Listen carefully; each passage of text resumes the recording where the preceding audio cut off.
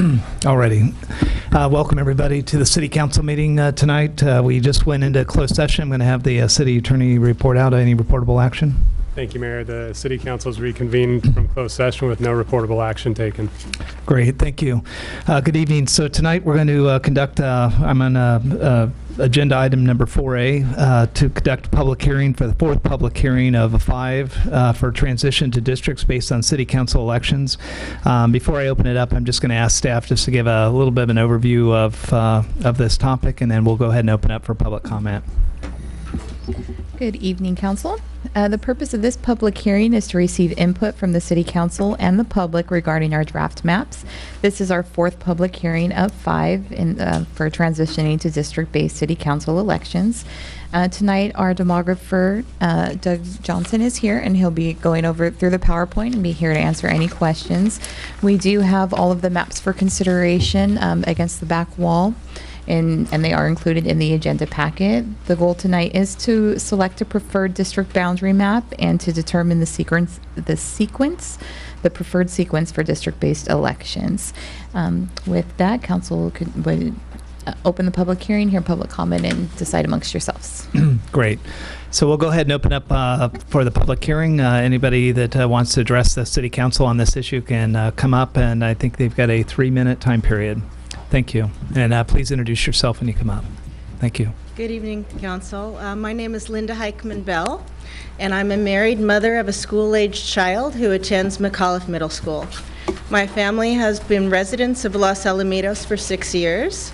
My son has attended Los Alamitos School since kindergarten as an inter-district transfer for 4 years before we became residents of Los Alamitos. I am a former resident of Carrier Row and a present resident of Apartment Row.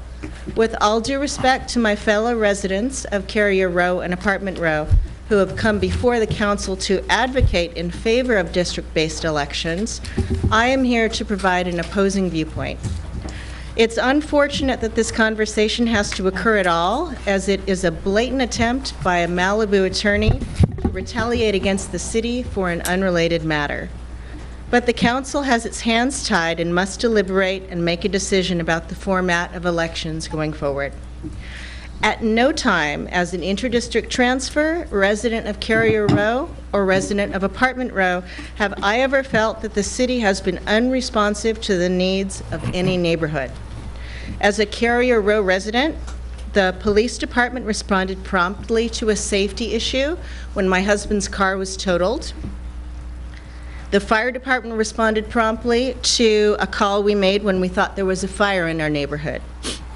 As an Apartment Row resident, the Parks and Rec and Public Works departments have been responsive to safety and visibility issues in the alley between Howard and Green Avenues.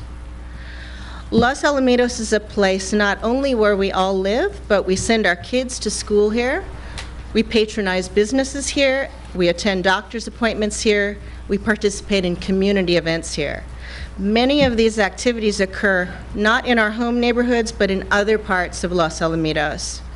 That's the beauty of our town. We are such a small city that our livelihood occurs in all parts of the city, not just where we go to sleep at night. Chopping Los Al into districts will not achieve the goal of more responsive representation for all our neighborhoods. Right now, all 5 council members look after our city to keep it a safe area with the greatest schools in the state. All citizens now enjoy 100% voice in electing the 5 council members to represent our great city.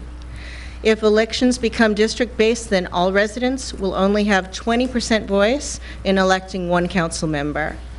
In my adult life of 52 years, the only time I've ever felt that I was not represented in local government was when I lived in Long Beach, Los Alamitos, and Oakland, California, all of which have district-based elections.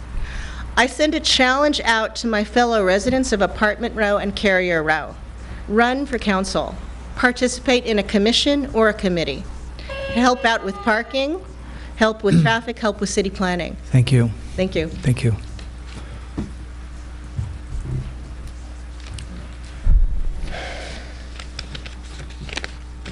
Good evening. Good evening, Mayor and members of council. My name is Michael Belle. I'm a resident of Los Alamitos. For recent months, as my old heart wavered between simmering fury and hurtful despair, owing to forced circumstances which our beloved village never asked for, nor did or would ever deserve to endure. People whose names, sponsors, intentions, financing, and motives are knowable have borne false witness against Los Alamitos. I humbly present myself before you today only so as to proclaim to you who sit rightfully, to the staff and managers of our tiny town, hoping not to embarrass myself by this one idea. I am so very proud of you, each and every one of you. Thank you for your valor and decency. I believe you will make the best of a sudden bad situation, as Los Alamitos always does, a tiny island of sanity in a seemingly endless ocean of confusion. Thank you. Next up. Good evening, Mr. Mayor, members of the council. I'm Henry Josephsberg. You'll recall I'm one of the plaintiffs in the current lawsuit against the city. I'm also a Los Alamitos resident since 97, 98, and I own my own business here up on Catella. I'd like to speak for a minute about the demographics, which I don't quite understand about a lot of these maps. I look at all the different maps and the demographic information that occupies a very dense page after each of the maps. And I see how each map has a deviation from the ideal proportions and then totals. And I look at these and I see that I just don't get how to correlate a lot of these deviations into the various maps. And if the demographer could help us out, or help me out, I suspect there are others here who understand this a lot better than I do, how it is that we have such a huge range of difference in the deviations, both plus and minus, from what's considered to be ideal, and then the total and percentage, and some of the percentages go up almost up to 10%, which I understand is a legal maximum. But in looking at the maps that are identified by colors, it strikes me that they are set up to dilute voting in the carrier row and apartment row areas, to split them up in what I think is an unfair manner. And maybe I'm just reading the demographic information wrong, because I see some of those same kind of deviations in the two maps by the local resident. In the Strother map, it just seems to go off the charts in terms of what possibly could go wrong. The Strother map seems to be there in its demographics. Final point is that I am concerned about a closed session involving the demographer, where the Brown Act requires that all discussion of maps be conducted in open session. I understand from the city attorney that there's no reportable matter. If I may inquire, was there a report made of just what was discussed during the closed session? Thank you. Hearing no response, thank you. Appreciate it. Next up.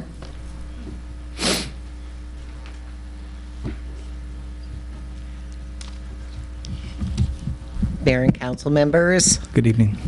Good evening. My name is Barbara Farrell, and I'm a resident of Apartment Row. I shop, worship, volunteer, etc. in Los Alamitos. I think we all know why we're here today. In March, it became clear throughout the state that the City Council was not listening to the people, not listening to the majority of the people here in Los Alamitos. So here we are. The 4 maps prepared for the City Council are a blatant effort to assimilate, i.e. gerrymander Apartment Row into silence. It's like a rainbow. We are a neighborhood of common interests. We have the most children, the most diversity, we are lower income, and we are renters. We are 45% of the census, and with 5 districts, we clearly should be represented in 2 districts. If I'm doing my math right. You propose to give us nothing. Your reasoning in your last discussion, you denigrated the Apartment Row residents with lies saying that we don't vote. We do vote. We vote at the same rate as all the other Los Alamitos voters. We're too poor to run for office. We'll do it door to door. We'll do it. Since 1856, it's been decided that you don't have to be a landholder to vote. Someone in the council wanted to use religion as a demographic, actually. He actually said that. We're asking you to choose one of the people's maps, map 3 and 4, submitted for us by Christine L. Giardino. Don't silence us. Don't attempt to dilute our vote. We're going to make ourselves heard. Thank you. All right, next up. Good evening, Mr. Mayor and members of the City Council. Good evening. I'm a newcomer here. I just moved into Los Alamitos area about 6 months ago. I'm a owner of a condo at the Pepper Tree Condos, which is, as I understand from discussion, is considered an apartment row. I never thought about be considered an apartment row. I see my little environment as just a small community of, I don't know, 40-something units, and that's my role. And unfortunately, I haven't had the time to discover all the issues that are at hand in Los Alamitos, whether it's parking issues or traffic issues or anything else. But this particular issue has drawn my attention recently, and it's alarming to me. And I feel for you as a council being told that you, under the statute, are going to be succumb to breaking up a district at large district, which it seems like most residents are supportive of, and breaking it into smaller political units. But what I'm here to do is to request to you, I'll make it short and sweet, that the demographer, listen to your demographer, and listen, and his proposal, which includes those 4 colored maps. You know, they offer different things there, but I think the superior map, in my opinion, and in the face of it, and just within a short, you know, cramming all these videos and staff reports into one night, is the green map. That green map is, from what I see, is the most balanced, most fair map, because it includes business frontage both on Catella and on Los Alamitos Boulevard, but also includes suburban tracts to the south. I think there's a good mix there of what you get in any election is a deeper pool of candidates to draw from. And the other maps, which are quite inferior, whether they're the citizen-based proposals or the tan, purple, or yellow, those are inferior maps. Some of them, in fact, include demographics where it shows that 90% of the population are renters. And to me, I don't know if that's the intention or not by the demographer, but to have a district comprised of 90% renters is to the disadvantage of the homeowners like myself. And I urge you to reject all maps, and I advocate for the green map, which again, I believe is the fair, more balanced proposal. Thank you. Thank you, sir. Can you state your name again, please? My name's John Alvarez, 3845 Farquhar Avenue. Great, thank you. Next up.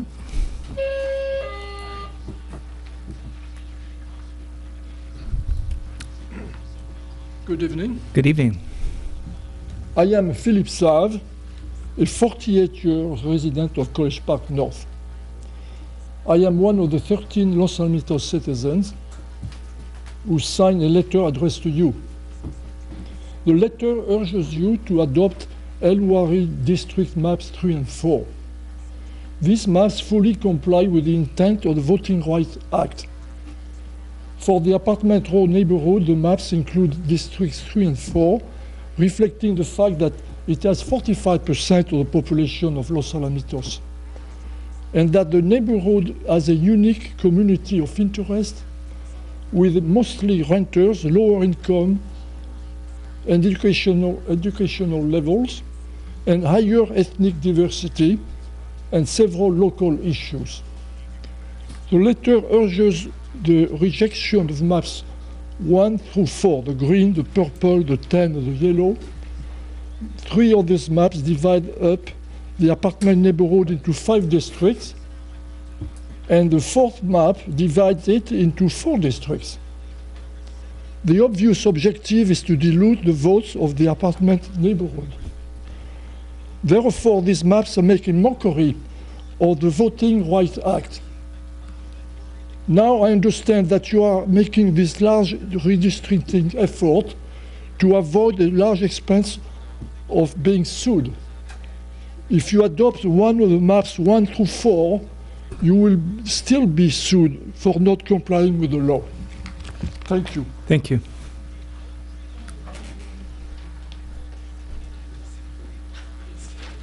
Joel Block, resident of Rossmore. My kids went to school at Los Alamitos schools from the beginning to the end of their public school education. I also shop, and I have lots of friends in Los Alamitos. I strongly urge the council to heed the call of the 13 residents that wrote to you concerning their request to disregard the 4 colored maps, the nominated purple, tan, green, and yellow. I also strongly urge that you consider either working off of the El Ordani map number 4.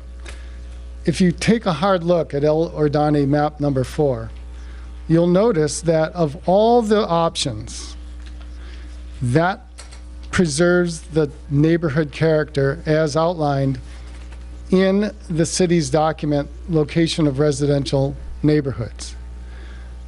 Basically, it minimizes the slicing up of apartment row by including apartment row largely in 2 districts and then partially in a 3rd. It preserves Carey Row as being in the same district. It puts New Dutch Haven in its own district. It puts Parkwood in its own district. It puts Rossmore Highlands in their own district. Virtually all of the neighborhoods are preserved in El Ordani number 4, plus downtown city center, Old Town, both east and west are fused together. Now, that's the way the neighborhoods line up. That's the way the zoning lines up. That's the way the natural lines of the city line up. It does mean that there will be a concentration of renters voting in 3 districts. And some people feel that's a negative. Others of us feel it's a positive. It does also concentrate single-family residences in 2 other districts. Some people think that's a negative, some people think it's a positive. But that's the way the city is laid out. And if you look at other districts, other places, That's the way it happens sometimes because you have concentrations of neighborhoods and they're often very similar. That's why they're called a neighborhood, because they're similar. They have similar interests. They have similar look to it. They have similar housing. So if you're going to stick to the rules that were laid out at the very first meeting, that's the one that you can modify. And if you want to keep business together, if you want to take that front line of Cantel on both sides and put it together, you can do so. Thank you, Joel.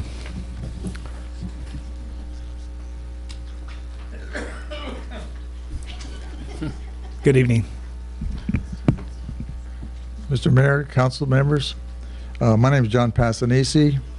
I lived in Los Alamitos for the last 46 years with my family.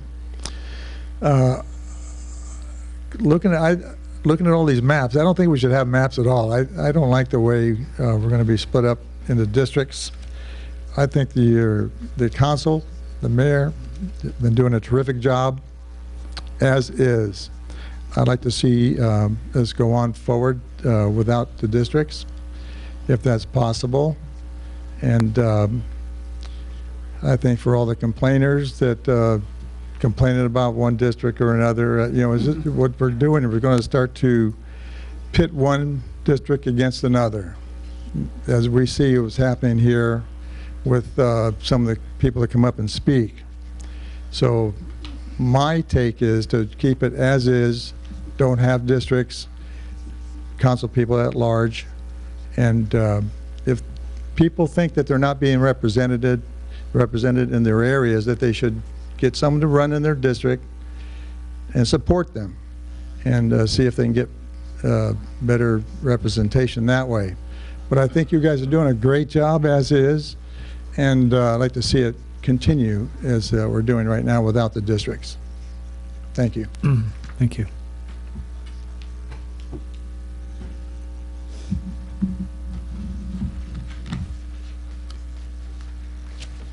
Hi there. Hi, I'm Vicky Tristan Lee, and I wrote something today on it's on my phone. Redistricting doesn't cause more government. It changes the way the voting process is done. And it's something that you have to do.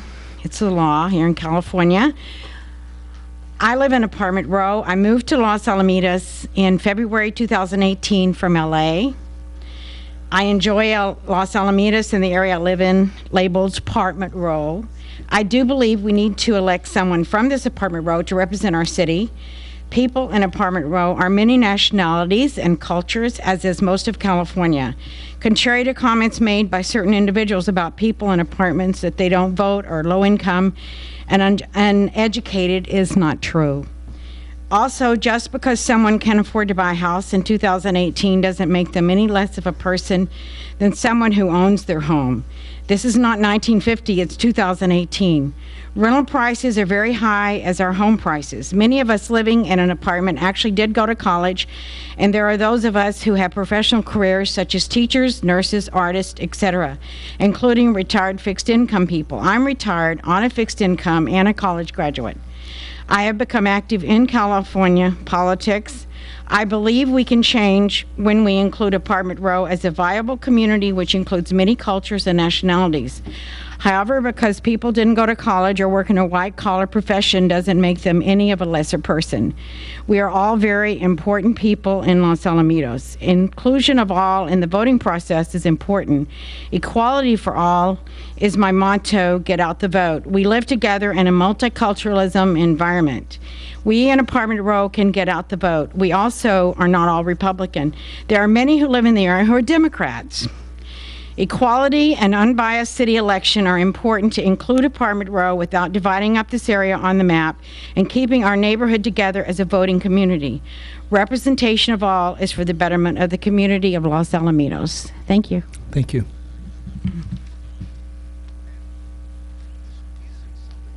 I'm Tamera Madison. I've lived in Los Alamitos for 20 years. Before that, I lived in Rossmore. My kids, well, who cares? My point is that if we're complying with the Voting Rights Act, we have a great opportunity to gerrymander and disenfranchise people. If indeed this apartment row area represents 45% of the population, seems to me that they ought to get 2 representatives on the city council. And as far as I can tell, the maps are a little confusing, but the Wardani map number 4 is the only one that does that. Therefore, I urge you to adopt that. We have to comply with the law. And that is the spirit of the law. Thank you. Thank you. Hi there. Hi, my name is Monica Taormina. I'm a single parent. I live in Los Alamitos. I've lived there for 11 years in apartment row. I have 2 children. My daughter attends grad school, and my son's a college graduate. By trade, I'm a legal secretary. I was a little bit offended at the last meeting because I'm a voter. I voted in 2016 as a resident of Los Alamitos, and over 50% of the largest population of Los Alamitos voted. So, and the variance was only slightly lower than all the other districts according to the 4 maps that you've proposed. I also, contrary to a previous speaker, there are a lot of issues that plague apartment row that I don't feel, get the proper, they're not addressed properly or timely. I know I've mentioned some before. It took, I want to say, at least 6 months for the tree issue to be, resolved. A tree fell on my car. 4 trees fell, 3 on my street. The flooding issue, I'm an avid follower of Nextdoor, and there are issues all the time that go on in the alleys, and be it, people loitering, lingering, lurking around.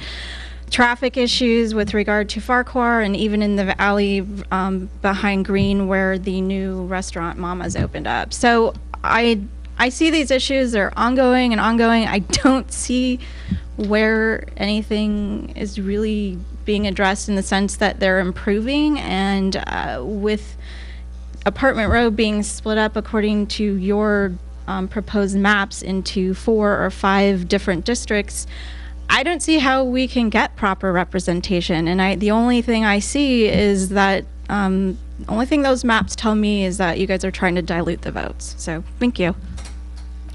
Thank you. Anybody else? No, sorry. Sorry. Good evening, Council. My name is Dean Gross. I'm a resident of Los Alamitos since 1986. A couple things I wanted to bring up, which are a little different than what's been discussed already. In your staff report tonight, there was a question related to electing the mayor at large, and I believe this is your city clerk put this in that said that the charter of the city specifies that the council shall select one of its members to act as mayor. The charter amendment would be necessary to implement an election system which the mayor would be elected at large rather than elected by the council. The charter amendment would require voter approval. It cannot be accomplished within the 90-day CVRA safe harbor period.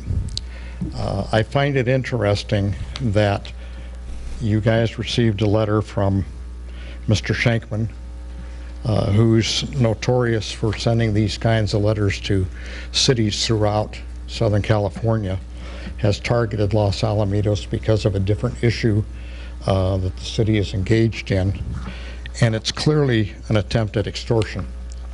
Not one thing has been brought up about the fact that this guy has threatened, has shown even in staff reports the amount of money. Palmdale, 4.5 million, Modesto, 3 million, Santa Barbara, 600,000, Whittier, 1 million, Anaheim, 1.1 million, having to pay out to this extortion. It's interesting. We're the second smallest city in Orange County, 11,500, give or take. Yet our city attorney says you have to comply because Mr. Stemman decides that you do it because the California Voter Act says you have to. I find it interesting this past week to read an article that the city of Santa Ana, which is either the largest or second largest city in Orange County, close to 300,000 people, just voted to have their staff put this matter on the ballot for decision by the voters. They're clearly where the California Voter Act was going, was any city over 100,000. That's where it was headed. So if they're going to do that, put it on the city ballot for voters to make the decision. I've heard you guys say that none of you really favor doing this. Put it out to the voters. You've had people coming in at all of your hearings, less than 2 dozen. Doesn't represent the 6,000 registered voters or the 11,500 citizens. So I'd encourage you to keep the maps that you've spent 17,000 on. Let the voters decide if this is something you want to do or something that they want to do, so you hear from everybody. Thank you. Thank you, Dean.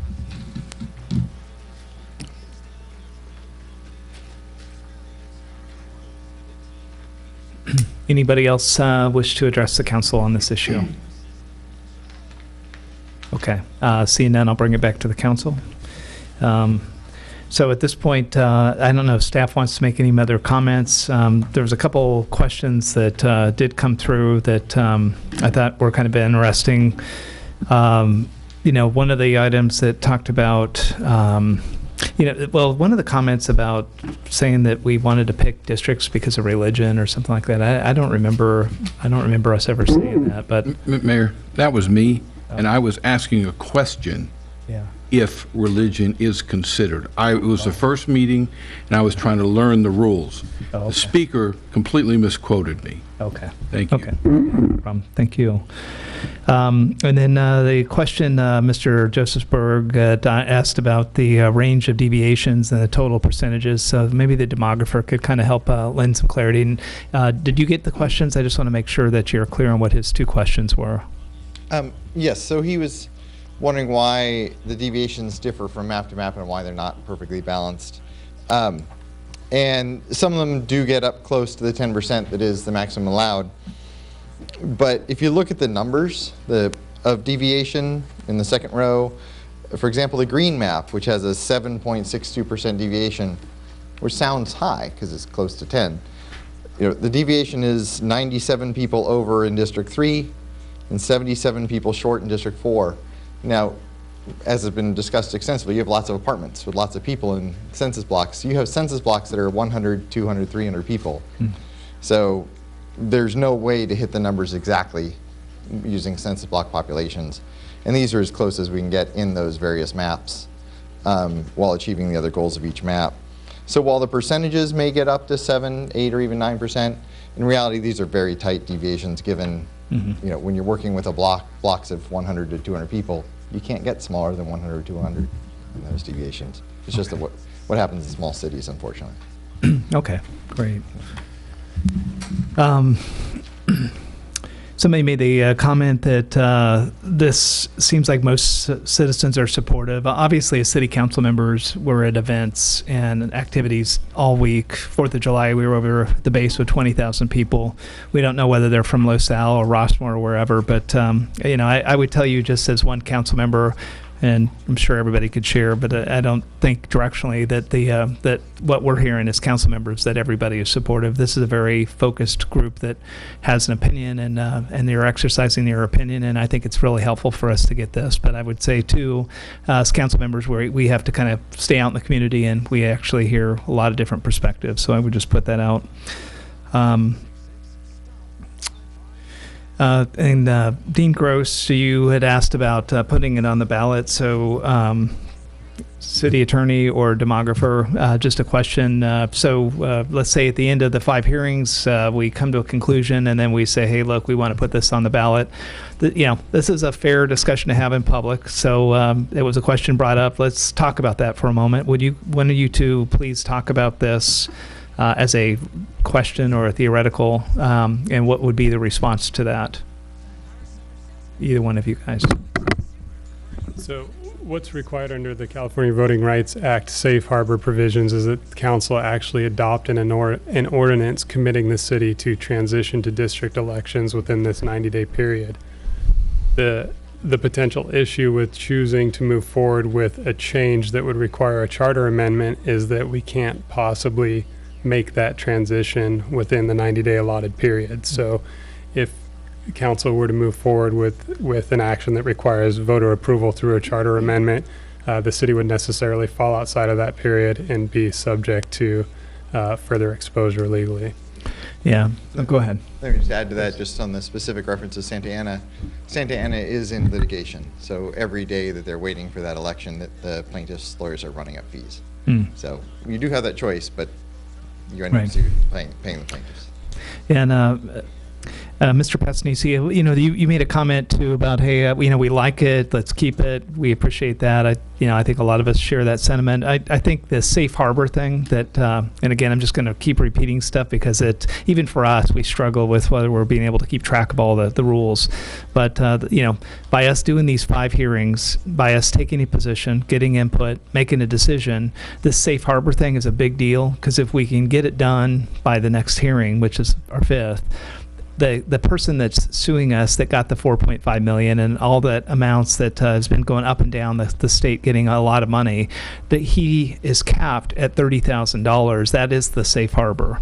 So theoretically, and I'm not saying that this council would even go this direction, the council working with the community could develop a map and make an agreement at the 5th hearing next Monday and meet basically by the insurance policy. We could have 5 districts determined that meets the criteria. Some would challenge if we don't pick the one that somebody else wants out there. We could be further challenged, but let's just say theoretically we come to a conclusion and everybody's super happy as you can be through this. And then what will end up happening is we now have bought the insurance policy that the max fees that this person could come and claim and sue us for is $30,000. After that goes and passes, this first election that this will take effect, no matter what we do tonight, isn't going to happen until 2020. So we're in a hurry up and wait mode that we really won't have an election. And this isn't we didn't decide this. This isn't master plan or some, genius thing because there's going to be a way to stay on a council longer or anything. It's just the reality. Mathematics are no matter what we do tonight and we do it next Monday, this will not take effect until 2020. Other things could happen. After we buy the insurance policy, the council could decide they want to do some sort of charter amendment and go with a mayor at large and only have 4 districts. The city council could start advocating with the state senator and start getting a supermajority convinced that this is going to be something that we're going to go through and be able to have legislature pass so that cities don't have to be responsive to this. So I guess what I'm telling you is, so we can have an open dialogue on this is, we as city council members, I think, are trying to minimize the risk to the city. We're trying to comply with this. We're trying to get input and find the best regression line through a bunch of data points. And probably when we walk out of here, no one's going to be totally happy. It's just, but we're going to do the best we can. So I'm going to stop there. Those were the main comments that I took down. Let me open it up to my council colleagues. Is there any questions that stood out? I want to give us an opportunity to echo anybody in the audience's perspective if we didn't feel like we addressed all of their questions. Anybody have any other ones that were brought up that I might have missed? I'd like to ask the moderator a couple of questions. On the El Ordani map, on the data page, we're under voter turnout for 2016. I want to make sure I'm reading this right. The total turnout was 5,114 voters, correct? Yes. Okay, so District 1 was 891 voters. District 2 was 1,280 voters. District 3, 783. District 4, 722. And District 5, 1438. That's correct? Yes. Okay, and then in a non-election year, not a presidential election year, 2014, those numbers declined across the board to 416 in Area 1, 743 in Area 2, 703 in Area 3. 307. 307, thank you. 232 in Area 4, and 957 in Area 5. Correct. That's correct, okay. Yet the argument's been made here tonight that the voting is equal. As I look at this, if I compare Area 4 to Area 5 on this map, I got 232 votes versus 957 votes, almost quadruple. That's correct? Yes. Okay. And even in the smallest vote-getting district that had 416 votes, that's not in the apartment row, that's almost double the other map, correct? Area 1 is double Area 4. Almost, yeah. Okay. Thank you for confirming my numbers. Okay. Any other questions there, Councilmember Murphy? Can I come back? Oh, yeah. All right, absolutely. thank you. Again, to the original question, anybody have any clarifications of any of the questions? Sure. I guess it was Mr. Phil Save. Hopefully I don't mispronounce that. But, he indicated that if we choose anything other than his preferred maps, we will be sued as a city for not complying with the law. The insinuation being that the maps drawn by the demographer do not comply with the law. And I just want to ask the demographer sort of a simple question. When you're drawing these maps, and my understanding is you drew these maps without any real sort of preferences being given to you by the city council. Were you ever told anything like, limit the number of seats in apartment row, anything like that? No, Okay. no, not at all. Is essentially your entire intent to draw maps that comply with the law that we're seeking to comply with here? That's exactly the goal, yes.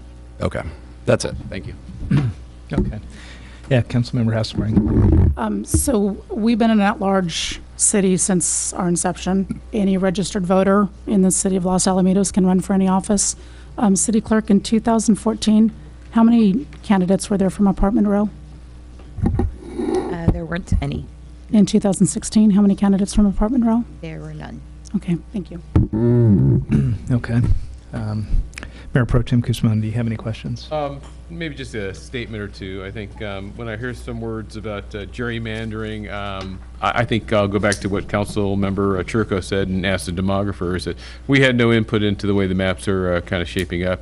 It is the way that it is, and trying to, again, as the mayor said, best represent all the different voting populations. And then to Councilmember Murphy's concern about enough voters for the each of the districts, that's the other thing that we have to weigh out, because it would be really unfortunate to have a very low turnout and really not get the best representation for those districts.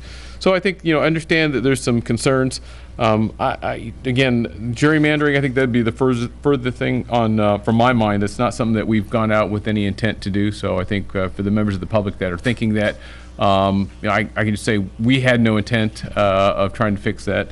And I think it's just a matter of trying to divide up a very small pie, and then that one that is geographically dispersed. And I think a member of the public had stated that Parkwood Estate has their own district, and I don't think that's true. I think that they are part of a bigger district, and then they will have 1/5 the representation that they have at this present time. But Parkwood Estates is a very interesting little section, and for that matter, El Dorado Park over there, the one on the other side of Coyote Creek, they're as well as the what next to the lake. So those areas, ones that I look at, saying how do we make sure those are tied in, and that's why I really favored the Strother map. But again, that I look at the numbers and they don't really get supported as well. But I'll turn it back to you, Mr. Mayor. Thank you for allowing me to have these comments. Yeah, I guess we should probably over-communicate this, because I would say each one of us as council members, I don't know of anybody, including myself, that has had any time privately with the demographer. And to be honest, Dean Gross had brought up a fact that we were, that somebody brought up this mayor at large and then had the 4 districts versus 5. That was me. That was the only input I've been given to maps, and then they basically gave it back to me and said, good idea, but that won't make the safe harbor law because it will have to go on the ballot. So you're kind of basically shooting yourself in the foot to do that. And my whole idea there was I don't like districts in general. And I've been very consistent with that, but having 4 is less than having 5. And I would like my vote to count maybe 25% versus 20% in the future. But, at this point, like I said, and that was the only direct correlation or work that I've done, and it's been at council meetings. So and I would say I don't think there's any other council members that had private time with the demographer. If you did, other than the ones that have spoke, let us know. Tonight we have 2 objectives that we need to get through. We need to conclude on a map, and we need to conclude on a sequencing of the districts. Because with that, then we will leave this meeting tonight with that recommendation for us to have a final determination on next Monday. And so I'm going to go ahead and start. I've been very consistent with my focus on the green map because I think that it was a fair representation and a balanced approach to that. And it does balance the homeowners and the renters.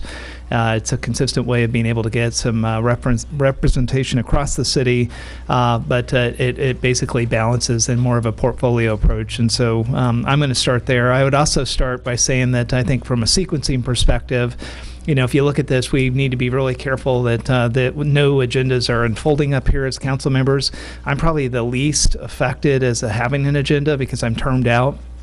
I've done 12 years. If I ever wanted to run again, I'd have to wait for 2 years. So I have no, focus on trying to get tricky here. But for me, I look at this as Rich Murphy is in a district, and if I stick with the premise of green, and by the way, may not be green by the time we're done. I'm just giving my preference at this point, and then everybody will weigh in, and we'll reach a consensus. But I look at this, and Councilmember Murphy lives in District 1, so the sequencing would be he's up in 2020. And that would be the first year. That means in that election, there's going to be 2 seats up at that point. So it would be District 1. And I think what would be fair as a starting point would be that the district that would go in with that would be one that none of us live in. So that way it would be open to really somebody new having a chance that would be able to go through there. And I'm looking at this district. It could be District 3, which I don't believe we have anybody that lives in because Councilmember Churko lives in District 5, and Councilmember Hasselbrink lives in District 4, and Mayor Pro Tem and myself live in District 2, just for full transparency.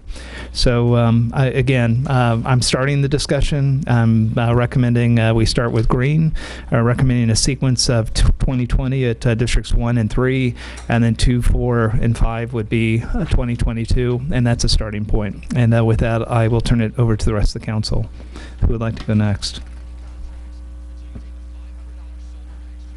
Okay, do I hear a vote for what I just said then? No. Okay, never mind. Go ahead. Put them kind of in order, and green was on my on the top of my list for a number of reasons. It was the least choppy. Sure. It kept a chunk of the neighborhoods together. And honestly, if you look at Apartment Row, they have the potential to have 5 representatives on the green map because they're in all 5 districts. So if they really want a voice, they can run 5 people in those 5 districts. And also with voter turnout, it flattens the surface where people that are voting are spread out throughout the city and hopefully give the best voice. So that's it. Great. Sequencing? Sequencing, same thing, 2020 for 1 and 3, okay. And then for 2, 4, and 5, 2022. Okay. Who would like to go next? Sure, I'll go. Councilmember Churko. Thank you. The green map was my third preference, but some of the same opinions that Mayor Edgar and Councilmember Hasselbrink expressed. There is sort of a good split. Like, for example, in District 5, there's some single-family homes, some apartments as well. District 2, similarly. And I have on my notes, all 5 districts are partially included in Apartment Row, which means all 5 council members. If you're taking a skeptical view of this, which I hear some people expressing, that you're only going to care about people that vote for you, which I think is absurd, but if you take that view, then the green map, there's an argument that all 5 council members will have to try to keep Apartment Row happy because Apartment Row encompasses a part of their district as well. And I looked at the voter turnout numbers for this configuration, and they're not too disproportionate. They're pretty evenly spread out, so that each district has similar participation, which is one of the factors I'm looking at too. Again, not my top choice, but workable. Okay, great. Thanks. Mayor Pro Tem. Actually, I'm happy with any of the maps. Again, I favor the Strother map, but the green one I think is acceptable to me, and I think the Districts 1 and 3 in this order would be acceptable as well. Okay. Councilmember Murphy? I would start off with my no's, which are yellow, tan, and El Gardino 4. I stated a couple meetings back, I think that the Dutch Carrier Row should be a district. They fight similar problems at that end of the city, and to dilute them, I mean, they're pretty much the battlers of the traffic and the building, and I don't think they should be diluted. I'm good with green or purple. For sequencing, I think 1 and 3 is fine if we go with the green map. If we don't go with the green map, perhaps we have to look at it again. Okay. Thank you. Okay, so that was a first pass through. Anybody have any other discussions or points? If not, I'll put a motion on the table move forward for the next recommendation of green, and we can open it back up if anybody wants to change. But with green map with a sequence of for 2021 and 3 and 2022 2, 4, and 5, and that would be a motion. Second. Okay, with that, we'll go ahead and stop and open it back up for discussion. Any other approaches or any other comments that anybody has? As to the green map, are we limiting our discussion to the green map? Or? If you want to look at a different configuration, okay. I'm open to that too. Sure. So my number one ranking is the purple map. It's sort of a compromise. It has an entire district, number 3, which is included within apartment row, so that area would have a dedicated council member.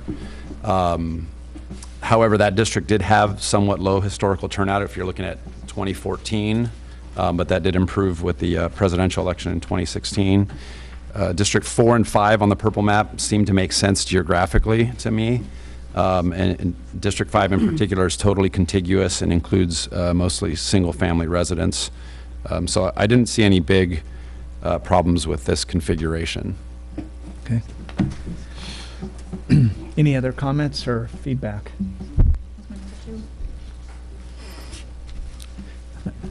Okay. What we'll do at this point, if there's no other comment or feedback, I guess we'll take a vote on the first motion on the floor. All in favor of the motion number 1? Aye. Aye. Aye. Opposed? None. Okay. So let me get back to the top of the agenda here. So tonight, what we did is we voted for the green map as a starting point for our next meeting, which would be Monday, next Monday. That'll be hearing number 5, and the sequence is 2020 for districts 1 and 3, and in 2022, 2, 4, and 5. And with that, what I'll do is I'll hand over to the city attorney. We have some more closed session items to go into. If you wouldn't mind, take us into closed session. Appreciate it. Thank you, Mayor. The City Council will now adjourn into closed session to discuss items 5A and 5B as listed on your agenda. Thank you.